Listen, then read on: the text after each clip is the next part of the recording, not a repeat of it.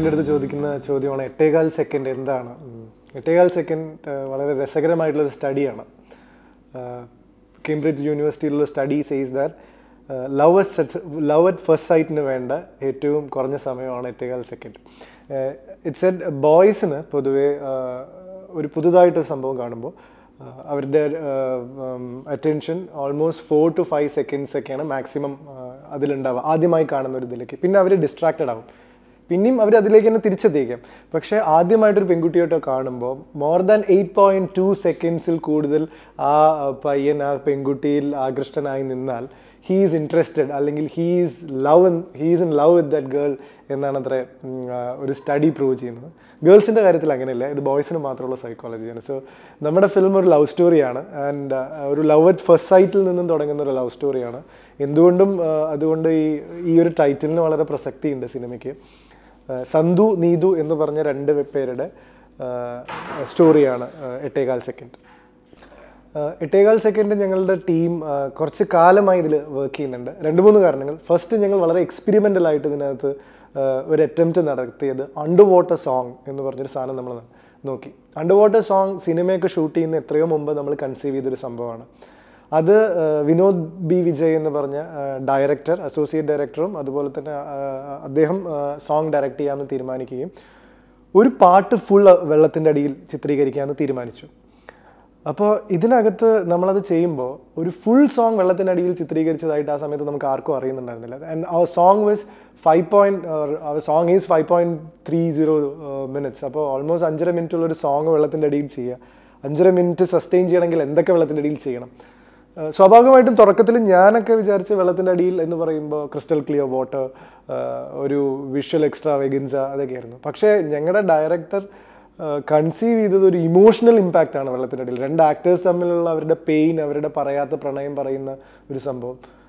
ഒരു candle light ഡിന്നറും ഒരു ring എക്സ്ചേഞ്ചൊന്നും ഞാൻ ഒരിക്കലും വെള്ളത്തിൻ്റെ അടിയിൽ അവരെന്നെ കൊണ്ട് ചെയ്യിപ്പിക്കുമെന്ന് വിചാരിച്ചില്ല. So that exciting it was. അപ്പോൾ നമ്മൾ ഷൂട്ടിൻ്റെ ഒരു 3 മാസം 4 മാസം മുമ്പ് തന്നെ അണ്ടർ വാട്ടർ സോങ് സ്റ്റാർട്ട് ചെയ്തു.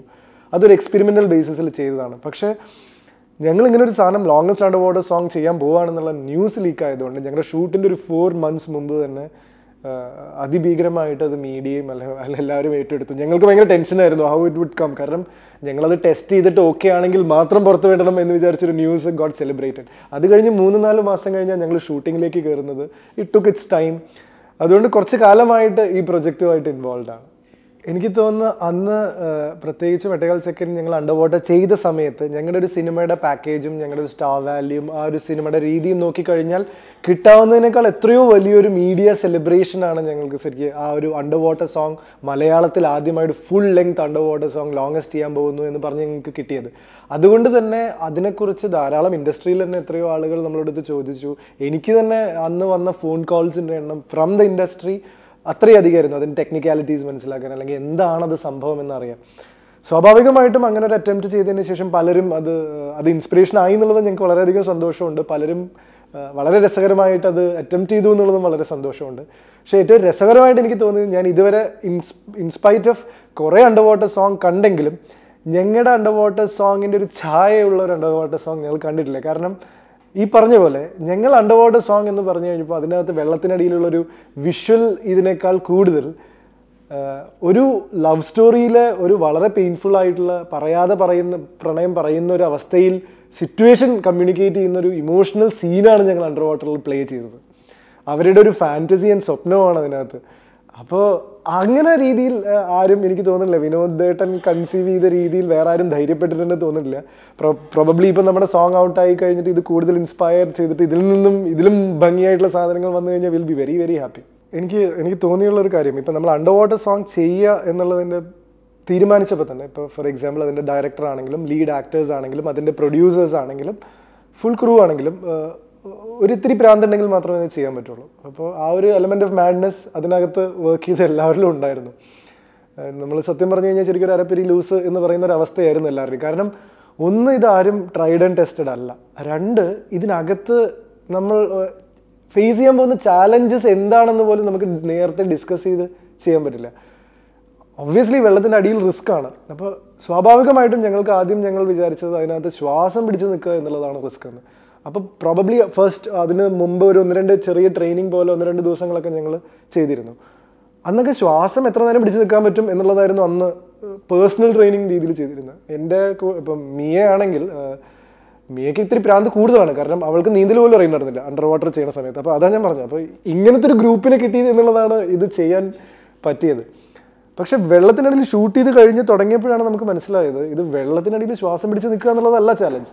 ഞങ്ങൾക്ക് അതിനകത്ത് ഒരു ഇമോഷണൽ ഒബ്ലിഗേഷൻ ഉണ്ട് ആ സീനിനോട്. അവിടെ നമ്മൾ കൺവേ ചെയ്യേണ്ട കുറച്ച് കാര്യങ്ങളുണ്ട്.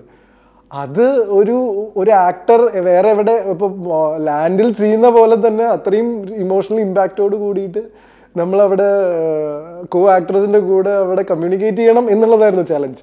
പ്രൊവൈഡഡ് ഞങ്ങൾ വെള്ളത്തിൻ്റെ അടിയിലാണ് ഇരിക്കുന്നത്, ഈ ക്യാൻഡിൽ ലൈറ്റ് ഡിന്നർ വെള്ളത്തിൻ്റെ അടിയിലാണ് സംഭവിക്കുന്നത്, അതൊന്നും അങ്ങനത്തെ ഒരു ധാരണ മനസ്സിലില്ലാതെ വളരെ റിലാക്സ്ഡ് ആയിട്ട് ആ സീൻ എന്താണോ കമ്മ്യൂണിക്കേറ്റ് ചെയ്യാൻ ആവശ്യപ്പെടുന്നത് അത് ചെയ്യുക.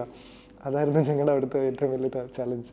ഇപ്പോൾ 8.25 സെക്കൻഡ് എന്നുള്ള സിനിമയുടെ ഫസ്റ്റ് സ്ക്രിപ്റ്റ് കേട്ടപ്പോൾ തന്നെ എനിക്കതൊരു ഭയങ്കര എക്സെപ്ഷണൽ ആയിട്ടുള്ളൊരു പ്രണയകഥയായിട്ട് തോന്നിയിട്ടില്ല, അല്ലെങ്കിൽ ഔട്ട് ഓഫ് ദ വേൾഡ്, അല്ലെങ്കിൽ ഞാൻ ഇതുവരെ കേൾക്കാത്ത അങ്ങനത്തെ ഒരു ഫീലിംഗ് ഒന്നും ഉണ്ടായിരുന്നില്ല. പക്ഷേ എനിക്ക് അതിനകത്ത് തോന്നിയത് എന്താണെന്ന് വെച്ചാൽ ഒരു എലമെൻറ്റ് ഓഫ് ക്യൂട്ട്നെസ് ഉണ്ട്. ഒരു ലവ് സ്റ്റോറിയിൽ വേണ്ട ഒരു എലമെൻറ്റ് ഓഫ് ക്യൂട്ട്നെസ് ഞാൻ അതിനകത്ത് കണ്ടു, ഒരു സിംപ്ലിസിറ്റി ഞാൻ അതിനകത്ത് കണ്ടു. ഒരു പക്ഷേ ഞാൻ ഇതിനു മുമ്പ് കേട്ടിട്ടുള്ളൊരു പ്രണയകഥയാണ്, പക്ഷേ ഇനി ഒരിക്കൽ കൂടെ കേൾക്കാൻ മടിയില്ലാത്തൊരു പ്രണയകഥയായിട്ട് എനിക്ക് തോന്നി. അതാണ് എന്നെ 8.25 സെക്കൻഡിലേക്ക് ശരിക്കും നയിച്ചത്. ഇപ്പം അതിനകത്ത് സന്തു നീതു എന്നുള്ള 2 കഥാപാത്രമാണ് ഒരു പക്ഷേ എനിക്ക് ആ സിനിമ എന്നുള്ളതിനേക്കാൾ കൂടുതൽ താല്പര്യം. അത് ഓരോ സമയത്തും എനിക്ക് ചിലപ്പോൾ തോന്നും നീതുവിൻ്റെ ക്യാരക്ടറാണ് ഏറ്റവും നല്ലത്, ചിലപ്പോൾ തോന്നും സന്തുവിൻ്റെ ക്യാരക്ടറാണ്. ആ 2 കഥാപാത്രങ്ങളോടുള്ളൊരു ഇഷ്ടമാണ് എന്നെ ആദ്യം തന്നെ ഈ സിനിമയിലേക്ക് നയിച്ചത്. പ്രോബബ്ലി എനിക്ക് എൻ്റെ ഫസ്റ്റ് ഫിലിം അടയാളങ്ങൾക്ക് ശേഷം IG ഡാഡിക്കൂളൊക്കെ വന്നെങ്കിലും പെട്ടെന്ന് എനിക്ക് കുറച്ച് ലവബിൾ ആയിട്ട് തോന്നുന്നൊരു ക്യാരക്ടർ കൂടിയായി. വെരി സ്പെഷ്യൽ ആയിട്ട് തോന്നി ഞാൻ ആ ക്യാരക്ടറെ കൺസീവ് ചെയ്ത് തുടങ്ങിയപ്പോൾ, അല്ലെങ്കിൽ ഞാനത് ആക്ട് ചെയ്ത് തുടങ്ങിയപ്പോൾ. 8.25 സെക്കൻഡ് അതുകൊണ്ട് തന്നെ ഒരു നല്ല ഫാമിലി എൻ്റർടൈനർ ആയിരിക്കും, നല്ലൊരു ലവ് സ്റ്റോറി ആയിരിക്കും, പക്ഷേ വളരെ സിംപ്ലിസിറ്റിയും അതുപോലെ ഒരു ക്യൂട്ട്നെസ് ഉള്ളൊരു സംഭവം. ഭയങ്കര എക്സെപ്ഷണൽ അല്ലെങ്കിൽ ഭയങ്കര എക്സ്പെരിമെൻ്റൽ ആയിട്ടുള്ളൊരു സാധനമല്ല. അത് ഞങ്ങൾ ക്ലെയിം ചെയ്യുന്നത് തീർച്ചയായിട്ടും അണ്ടർ വാട്ടറാണ്. That would be something very exceptional. ആ സിനിമയിൽ നിങ്ങൾക്ക് അങ്ങനെ എന്തെങ്കിലും പ്രതീക്ഷിക്കുന്നുണ്ടെങ്കിൽ അത് ആ 5.5 minutes under water song. And I am sure Vinod Vijay അതിനകത്ത് അത്രയും സിൻസിയർ ആയിട്ട് തന്നെയാണ് അത് ചെയ്തിരിക്കുന്നത്.